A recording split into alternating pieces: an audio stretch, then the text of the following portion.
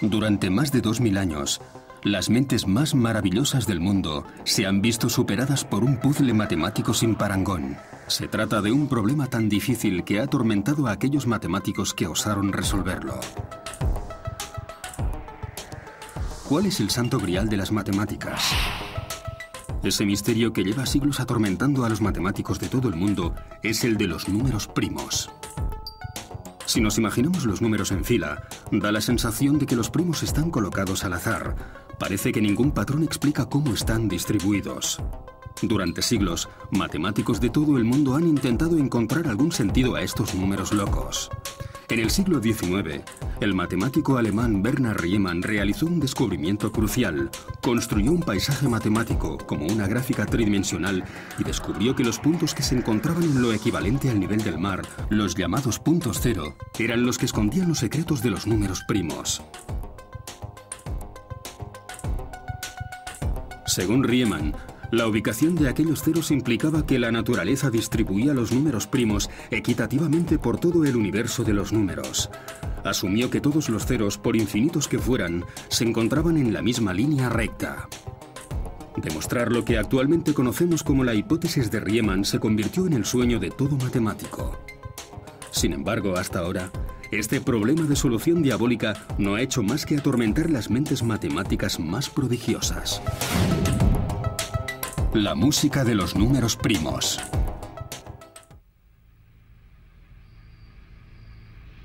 El 8 de junio de 1954, uno de los matemáticos más importantes del mundo se quitó la vida. Se envenenó con cianuro.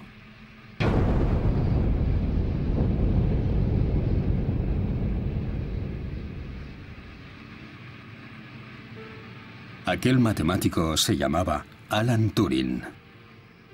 Fue un auténtico erudito. Solemos llamarlo el padre de la informática. Pero, aunque algunos lo llamaran también el padre de la inteligencia artificial, él en realidad amaba las matemáticas. Sin olvidarnos de que además hizo un gran trabajo en criptografía. Turing saltó a la fama como uno de los matemáticos que logró descifrar el código secreto alemán y provocar así la derrota de los nazis. Lo que no llegó a saberse tanto es que la hipótesis de Riemann desempeñó un papel fundamental en el proceso de descifrado.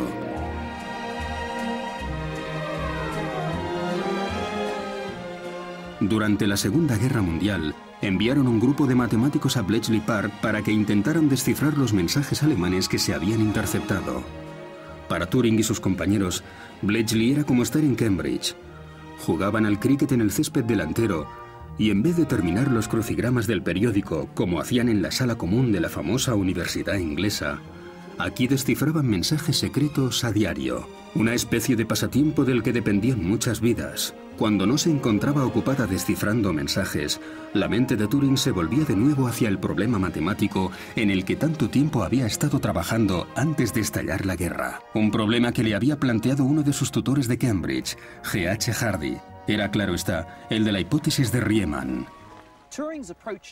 El enfoque de Turing se diferenció del de los demás matemáticos en dos aspectos vitales. El primero, que empezó a considerar que la hipótesis de Riemann fuera en realidad falsa. Y el segundo, que decidió demostrar que era falsa con una táctica completamente revolucionaria. Turing construyó una máquina. Aquella máquina exploraría el paisaje tridimensional de Riemann, intentando demostrar que la hipótesis era falsa. Para ello, buscaría puntos cero que estuvieran fuera de la línea. A finales de los años 30, la habitación que tenía Turing en Cambridge había desaparecido bajo numerosas ruedas y dispositivos de engranaje. Pero la guerra interrumpió su trabajo. Fue entonces cuando lo destinaron a Bletchley Park. Aunque no había logrado terminar la máquina, el trabajo que sí había realizado constituiría los cimientos de una máquina nueva que sí lograría descifrar códigos enemigos secretos. La máquina de Turing alcanzó un éxito mundial, rebajó la duración de la guerra en al menos 2 años y salvó numerosas vidas. No creo que sea aventurarse demasiado si afirmamos que el trabajo que Turing había realizado sobre la máquina de Riemann antes de la guerra fue lo que facilitó al final la victoria sobre los nazis. Después de la guerra, Turing siguió usando máquinas para resolver problemas, pero su experiencia en Bletchley le enseñó que sería mucho más útil construir una que se pudiera programar para realizar más de una tarea. Con tubos de rayos catódicos y tambores magnéticos, Turing creó el prototipo del ordenador moderno.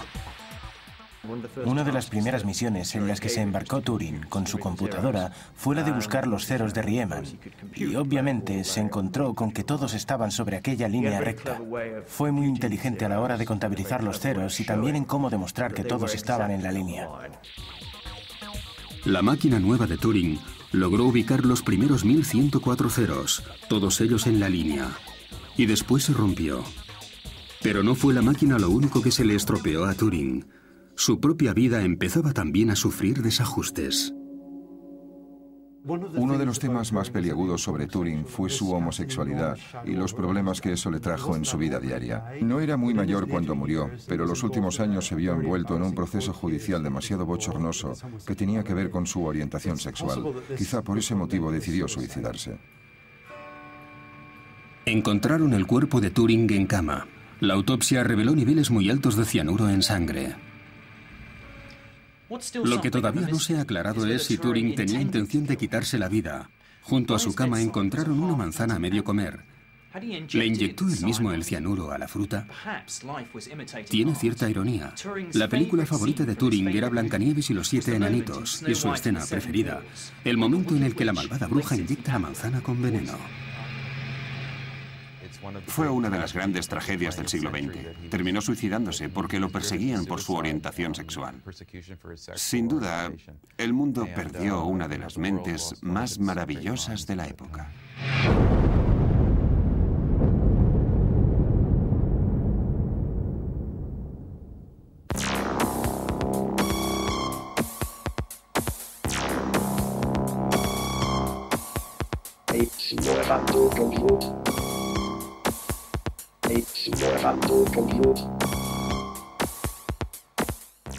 Pero las nociones de informática de Turing siguieron adelante. Él había iniciado una marcha hacia la era moderna. Una era en la que los ordenadores mejorarían el alcance humano en el cómputo de los números primos. En 1952, un ordenador descubrió el primer número primo que estaba más allá de la capacidad de cálculo del ser humano. Hasta el momento, el número primo más largo que se ha encontrado tiene más de 7.800.000 dígitos, y es este. Si dejáramos que saliera el número completo en pantalla, podríamos estar aquí durante una semana y media hasta verlo pasar entero. Pero tranquilos, no vamos a hacerlo. 7.800.000 dígitos son muchísimos dígitos. Para expresar el número de átomos que hay en el universo solo se necesitan 100. De ahí que este número parezca hasta ridículo, pero claro, ya muchos años atrás Euclides había demostrado que siempre habría un número primo aún mayor, y estará esperando a que algún ordenador dé con él. Y tal y como había propuesto Turing, los ordenadores se podían usar para explorar partes del paisaje de Riemann que hasta entonces habían permanecido inexpugnables. Hace un año se publicó un informe que afirmaba que los primeros 3 trillones de ceros estaban todos en la famosa línea recta. Puede parecer excesivo llegar a semejante número de cálculos. La mejor prueba que se puede aportar para demostrar la validez de la hipótesis de Riemann es la cantidad de operaciones que se han llevado a cabo. En la actualidad hay mucha gente que sí apuesta por la hipótesis de Riemann. Sin embargo, hace 20 años no era así. Entonces había muchos matemáticos que se cuestionaban la veracidad de su intento. Pero con los años hemos logrado recopilar numerosas pruebas que, o eso creo, han convencido a la gente de la verdad que yace en la hipótesis de Riemann. Si consideráramos que la línea de Riemann parte de Gotinga, podríamos decir que Riemann nos llevó hasta las afueras de la ciudad con sus cálculos. Turing, entonces, nos habría acercado a la Luna. Y gracias al ordenador, hemos podido viajar a 100 años luz del punto inicial. Como si de una nave espacial se tratara, los ordenadores nos envían mensajes desde puntos extremadamente lejanos en el universo de los números. Y aún así, todos los ceros que en él se encuentran confirman la hipótesis de Riemann. Seguir calculando más y más puntos cero en la línea está muy bien, pero nunca terminará de demostrar la hipótesis de Riemann. El ordenador no va a ayudarnos a entender el infinito. Nadie sabe qué sucede en el más allá del universo matemático. Es posible que haya algún cero escondido que se haya caído de la línea recta.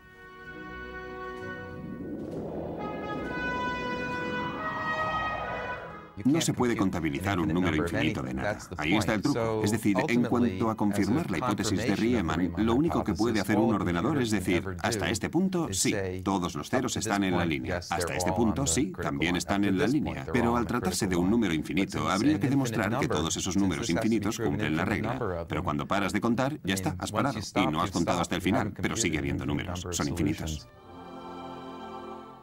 A medida que avanzaba el siglo XX, los matemáticos empezaban a reconocer que se habían atascado.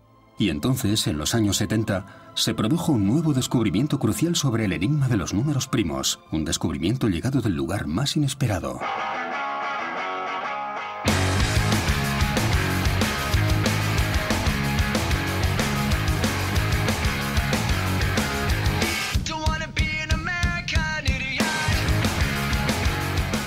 El Instituto de Estudios Avanzados de Princeton es el paraíso para los cerebros más brillantes del mundo matemático y científico.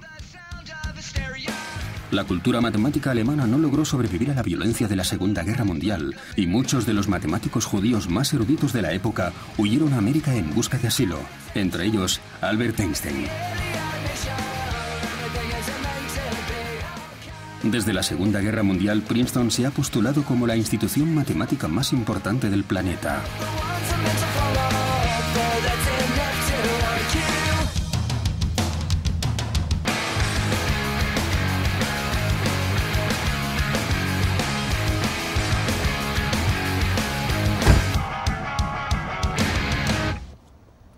En 1972, un joven matemático norteamericano llamado Hugh Montgomery se pasaba el día debatiendo sus nuevas ideas en el instituto. Pero a diferencia de sus predecesores, Montgomery decidió no mirar así, sino a cómo estaban distribuidos esos puntos cero que Riemann había colocado sobre la línea.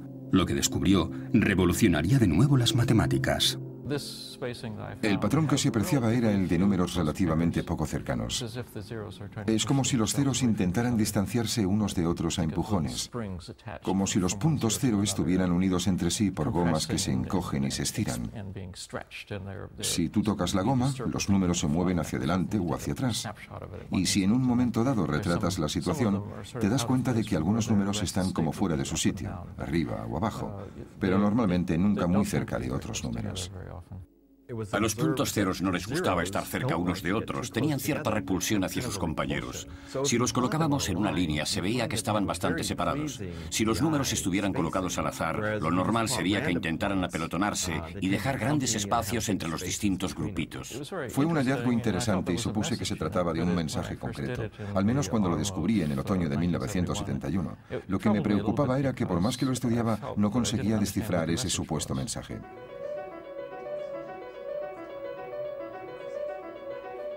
Todos los días a las 3 en punto, los académicos se reunían en la sala común para uno de los rituales más importantes de todos los departamentos matemáticos, el té de la tarde. Aquel día, a Montgomery le presentaron a un famoso físico, Freeman Dyson.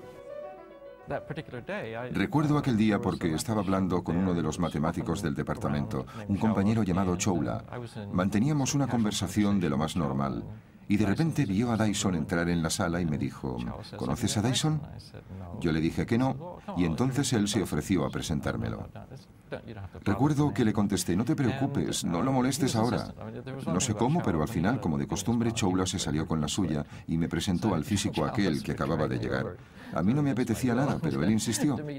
Después Dyson me preguntó en qué estaba trabajando y le conté lo de los grupos de puntos cero, que iban en parejas, etc., y reconoció enseguida el patrón. Lo relacionó con valores de energía de la teoría de las matrices aleatorias. La teoría de las matrices aleatorias era algo que estudiaban los físicos para dar un modelo estadístico sobre los niveles de energía de las partículas alteradas. Si estudias una o dos partículas o un grupo de partículas, sí se puede predecir cómo van a interactuar entre ellas.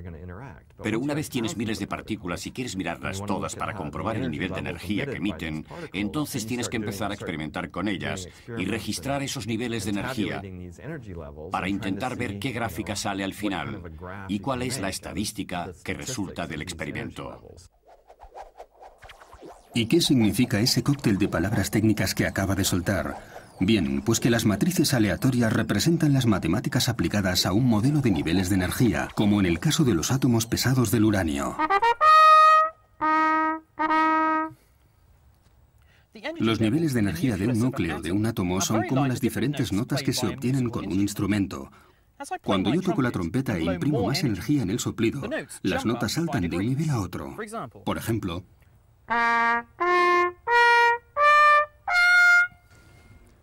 el núcleo de un átomo funciona de un modo similar. A medida que se agita más y más, las vibraciones que sufre el núcleo suben por niveles, como las notas de mi trompeta. Los físicos habían descubierto que a los niveles de energía del núcleo de átomos como el uranio les gustaba distanciarse de manera uniforme, como a los ceros de la línea de Riemann. Los niveles de energía surgen casi de forma regular. Es posible predecirlos de alguna manera, aunque con cierta aleatoriedad. Por ejemplo, es poco frecuente encontrar dos que vengan juntos, pero tampoco es frecuente que haya intervalos grandes entre ellos. Hay cierta fluctuación.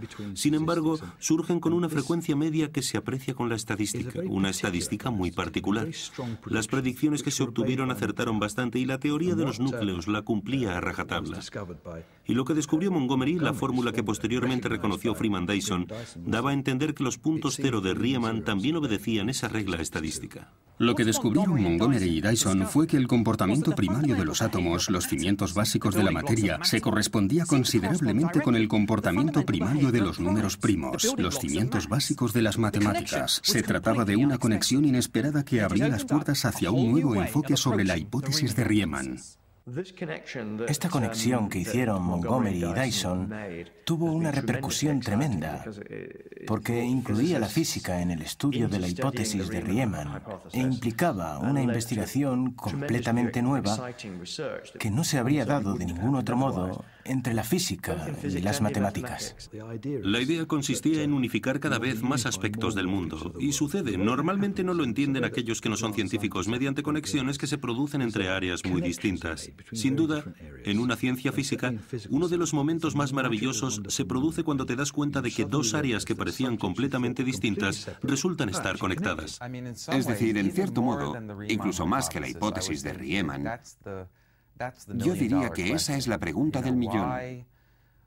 ¿Por qué debería estar relacionado el comportamiento de los átomos matemáticos con el de los átomos físicos? Es un misterio absoluto. Si logramos entender eso, demostraríamos la hipótesis de Riemann.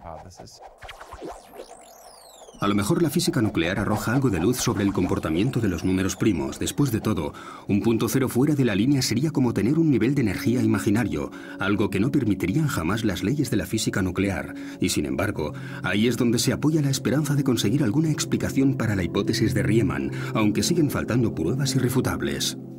¿Se ha abierto ante nosotros la posibilidad de demostrar la hipótesis de Riemann? No lo sabemos, porque no sabemos qué se necesita para demostrar esa hipótesis. A lo mejor mañana alguien prueba ese enfoque y resuelve el problema, o a lo mejor resulta ser un callejón sin salida. Incluso es posible que no sea más que una coincidencia que no nos resulte útil en absoluto. A pesar de los grandes descubrimientos, a los matemáticos todavía se les resiste una prueba que demuestre la hipótesis de Riemann. Los números primos mantienen su halo místico. Hasta hace unos pocos años, solo los matemáticos parecían interesarse realmente por estos números misteriosos, pero un cambio de planes de última hora colocó los números primos en el eje central de un mundo duro y sucio, la comunicación electrónica.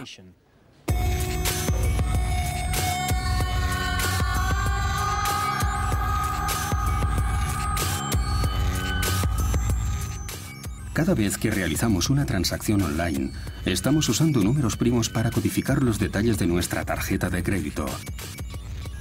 La seguridad del sistema se basa en la dificultad que entraña desmenuzar un número hasta los primos que lo constituyen.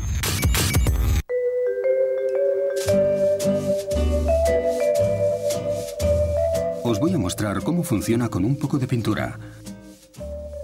Imaginad que cada color representa un número primo. Si después mezclo los dos colores como si estuviera multiplicando los dos números primos, obtengo un color completamente distinto, un número completamente nuevo. Este número se usa para codificar el número de la tarjeta de crédito, pero la única manera de descodificarlo pasa por saber los números primos que lo componen. Del mismo modo que es muy difícil separar los dos colores una vez los hemos mezclado, también es extremadamente difícil calcular qué dos números primos crearon el codificado. Sin saber los dos primos originales, es prácticamente imposible averiguar el número de la tarjeta de crédito. El sistema es completamente seguro porque todavía no entendemos los números primos. Si lográramos demostrar la hipótesis de Riemann, aprenderíamos mucho más sobre el comportamiento de los números primos.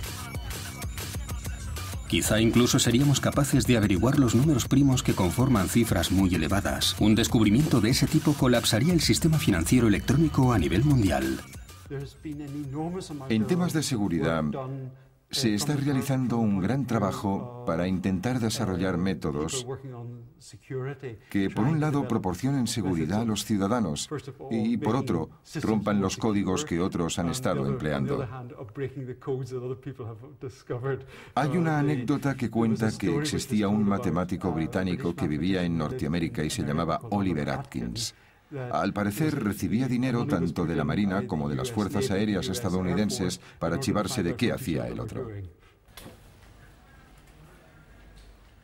No resulta, por lo tanto, sorprendente que un empresario haya estipulado una recompensa de $1 millón para quien logre descifrar la hipótesis de Riemann. Pero a los matemáticos no les interesa el dinero. La solución a esa hipótesis tendría consecuencias tan interesantes para el ámbito de las matemáticas que la mayoría venderían su alma por una prueba. La hipótesis de Riemann es una de esas hipótesis que, en el momento en que la entiendes, cambia por completo el panorama matemático.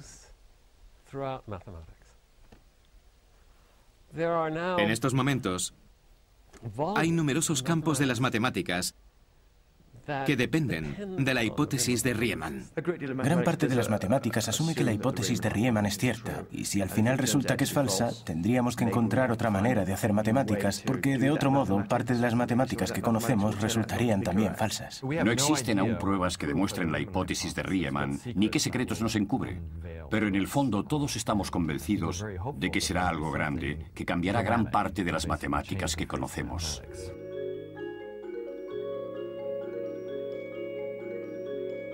¿Estamos cada vez más cerca de demostrar la hipótesis de Riemann? ¿Nos acercamos a la posibilidad de entender por fin el comportamiento de los números primos? ¿Se resolverá algún día ese misterio? Sí, tenemos que creer que sí es posible. Si no, es mejor desistir. No se puede dedicar la vida propia a demostrar algo si no se cree de corazón que es cierto. Si llega a descubrirse que hay algún punto cero fuera de la línea, creo que dejaría las matemáticas para siempre. Nada de esto sería ya lo que es para mí. Me encantaría conocer a alguien que dude de la hipótesis de Riemann. No conozco a nadie personalmente. Ni siquiera estoy seguro de que sea cierta. Es más, en su momento llegué a considerar la posibilidad de que sea falsa. Sobre si alguien logrará algún día demostrar la hipótesis de Riemann, creo que soy bastante escéptico.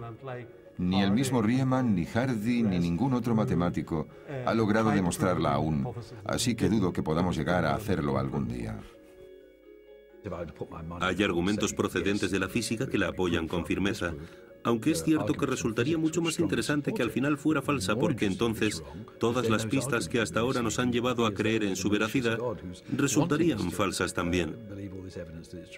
Hay que considerar la posibilidad de que sea falsa.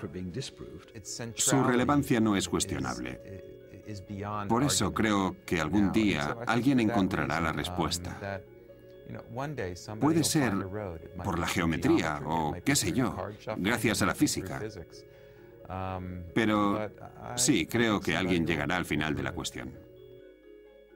Forma parte del misterio y la emoción de trabajar con las matemáticas. No sabemos nada, ni dónde está la solución, ni cómo encontrarla. Pero, dados los descubrimientos y avances matemáticos de las últimas épocas, dudo que esté muy lejos. Es como la hora de llegada de un bus, en cualquier momento entre ahora y los próximos 100 o 300 años, pero yo diría que no tardará más de 50, y confío en que, o eso espero, pueda vivir lo suficiente para ver que alguien ha demostrado la hipótesis de Riemann.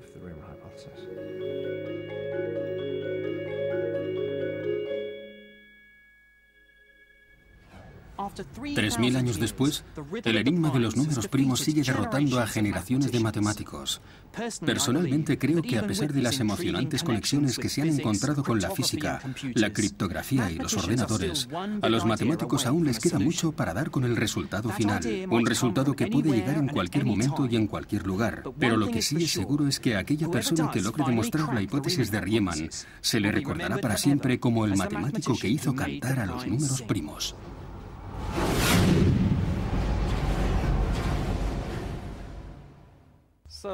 Hay una canción tradicional que versionó el matemático Tom Apostol con palabras sobre la hipótesis de Riemann y de la cual solo recuerdo una estrofa.